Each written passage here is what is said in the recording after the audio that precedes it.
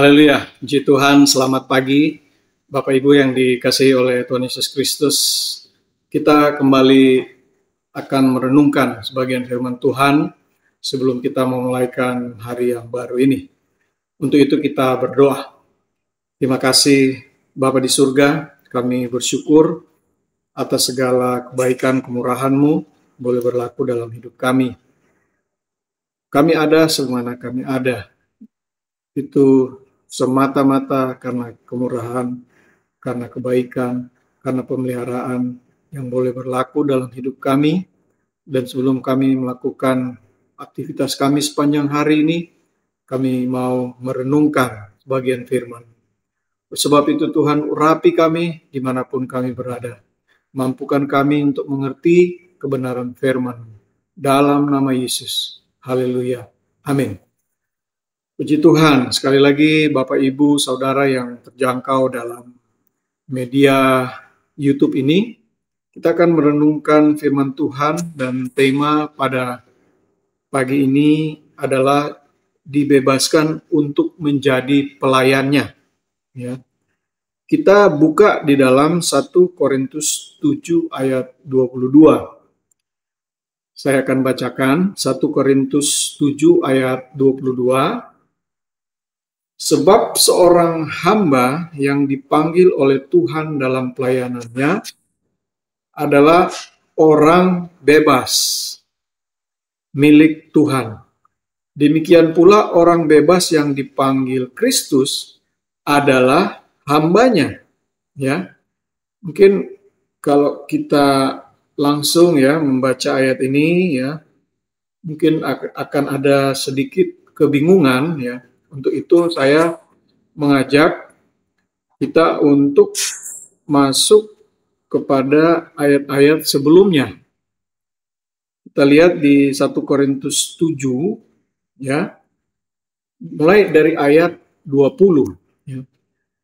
Baiklah, tiap-tiap orang tinggal dalam keadaan seperti waktu ia dipanggil Allah.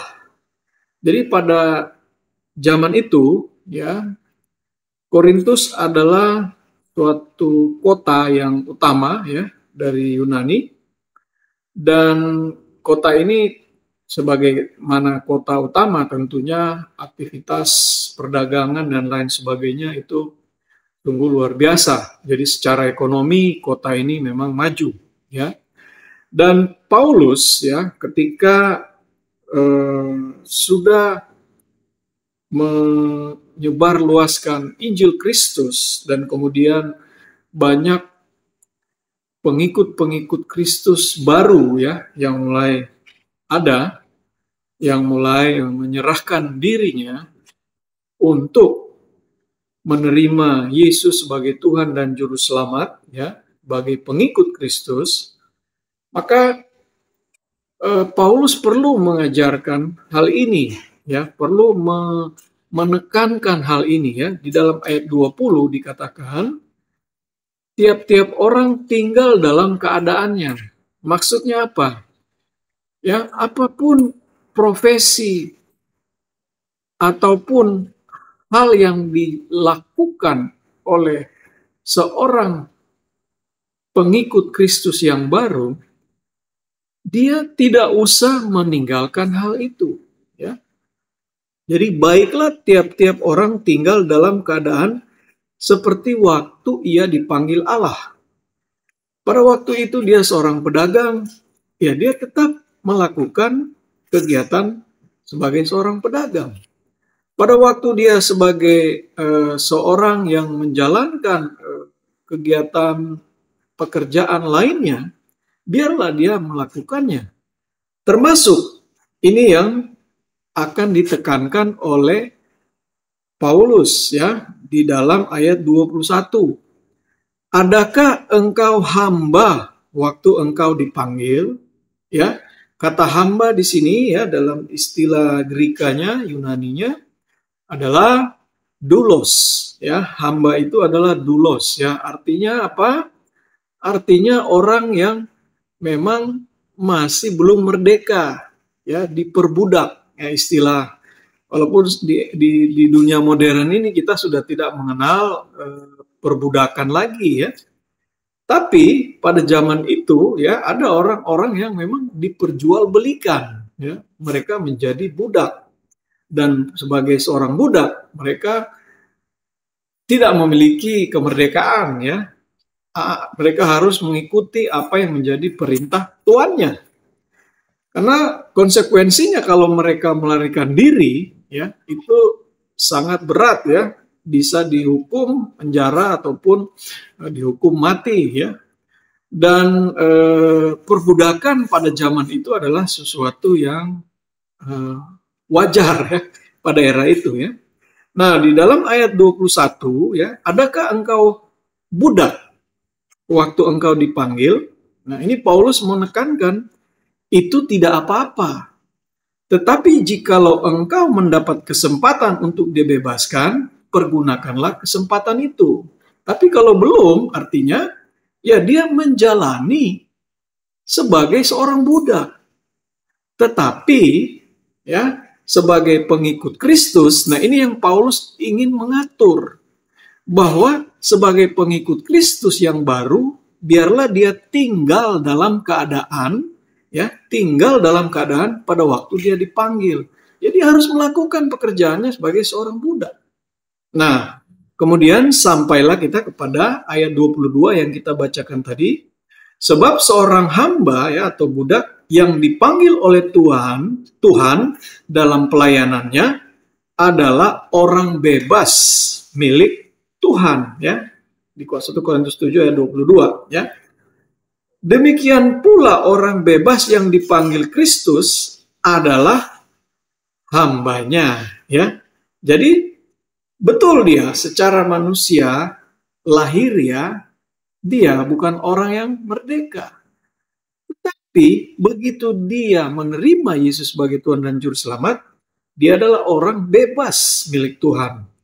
Namun sebaliknya orang yang bebas itu yang bukan orang budak, yang dipanggil Kristus adalah budaknya Allah ya. Jadi dia menghambakan dirinya untuk Allah ya. Jadi dalam hal ini ya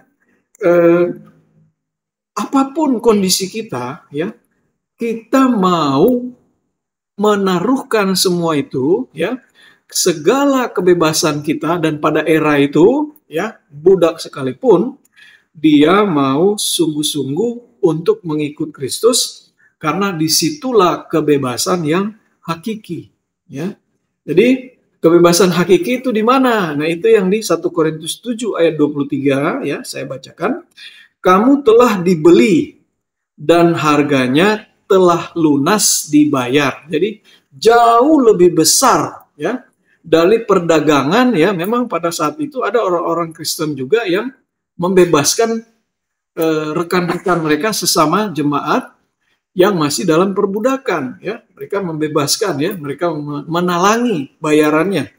Tetapi dalam hal ini Paulus menekankan bahwa harganya telah lunas dibayar ya, dalam konteks kita dimerdekakan dari hamba dosa ya.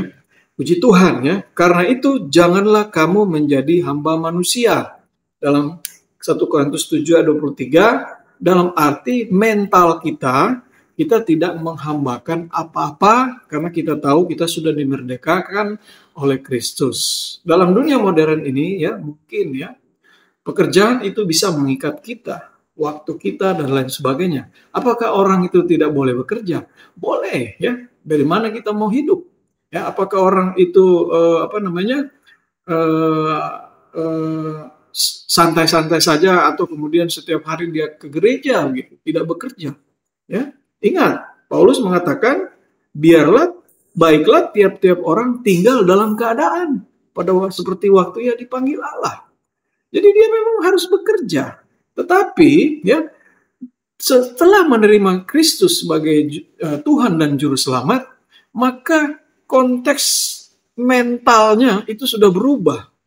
Bahwa apa yang dia lakukan sekarang setelah dia dimerdekakan oleh Kristus, itu semua dia persembahkan untuk Kristus ya. Dia persembahkan semuanya itu atau didedikasikan, ya, semua itu untuk Kristus. Dia sebagai seorang pekerja, entah itu di pegawai negeri, ya, atau di dalam pemerintahan, di TNI Polri, sebagai seorang pedagang dan lain sebagainya, dia tidak lagi memikirkan cara-cara yang lama sebagaimana dia masih hidup seperti belum dimerdekakan, ya.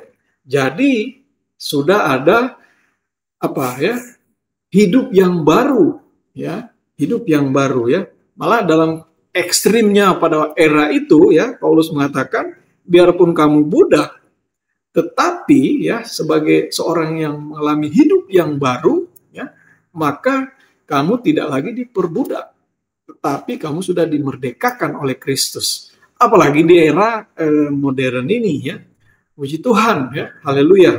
Nah, jadi Bapak Ibu Saudara yang dikasih oleh Tuhan Yesus Kristus, saya kunci di dalam 1 Korintus 7 ayat 24, ya. Karena ini memang satu paket di dalam ayat 20 sampai 24 ini, ya. Dikatakan di situ 1 Korintus 7 ayat 24, saudara-saudara, hendaklah tiap-tiap orang tinggal di hadapan Allah. Nah, ini Paulus ulang lagi, dalam keadaan seperti pada waktu ia dipanggil, ya. Jadi di ayat 20 Paulus mengatakan baiklah tiap-tiap orang tinggal dalam keadaan pada waktu dia dipanggil. Di ayat 24 dikunci lagi, ya, tetap tinggal. Berarti kan kalau ini diulang, ya, diulang oleh Paulus, berarti itu adalah hal yang penting, ya. Dengan demikian, kalau kita proyeksikan di era modern ini, ya, apapun kondisi kita saat ini, ya, mungkin kita menerima Kristus sebagai Tuhan dan Juru Selamat, mungkin seperti kok tidak mengubah keadaan, kok saya begini-begini saja, maksudnya begini-begini saja. Mungkin ekonomi kita tidak langsung drastis berubah, mungkin seperti itu, ya. Kok saya susah secara ekonomi, padahal saya sudah menjadi orang Kristen, ya. Tuhan tidak memanggil kita kemudian kita berubah menjadi hidup bermewah-mewah, bukan. Tetapi ada maksud Paulus di sini, ya, dalam firman ini, saudara-saudara, hendaklah tiap-tiap orang tinggal di hadapan Allah dalam keadaan seperti pada waktu ia dipanggil. Apa maksudnya ini sampai diulang-ulang oleh Paulus? Ya, maksudnya adalah kita menekuni, ya. Mungkin kita bekerja, mungkin bukan kehendak kita. Mungkin kita menekuni berada dalam kondisi yang mungkin bukan mau kita. Tetapi Paulus mengingatkan itu kita tambah tekuni, tetapi sudah berubah cara berpikirnya, mindsetnya. Semua itu kita tekuni untuk kita dedikasikan kepada Kristus. Ya, puji Tuhan, ya, haleluya. Apapun yang Bapak Ibu lakukan, ya, dedikasi itu atau pelayanan itu kita lakukan dengan sungguh-sungguh karena kita tahu, ya, bahwa sebetulnya Kristuslah yang sudah memerdekakan kita, memerdekakan kehidupan kita, sehingga tanggung jawabnya sudah berubah. Ya, dalam era itu ekstrimnya dia sebagai budak, tanggung jawabnya dia sudah bukan kepada tuannya, tapi tanggung jawabnya adalah kepada tuannya yang ada, yaitu Bapa di sorga. Puji Tuhan, haleluya.